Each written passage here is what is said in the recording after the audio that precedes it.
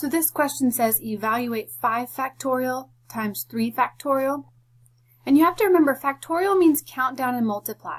So to do 5 factorial, that's 5 times 4 times 3 times 2 times 1. All right, and then to do 3 factorial, that's 3 times 2 times 1.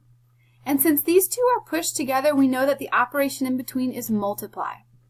So you could go to your calculator and you could type in 5 times 4 times 3 times 2 times 1 times 3 times 2 times 1 and get your answer. Or you could use the factorial button, which I'm about to show you.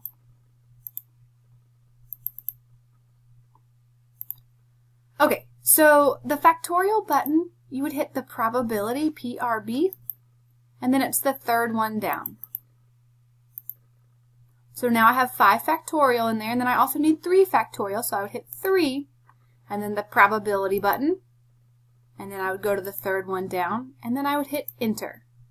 720. If you typed in 5 times 4 times 3 times 2 times 1 times 3 times 2 times 1, you would end up with the exact same answer. So it's just however you want to type it in your calculator. So the answer for this problem is 720.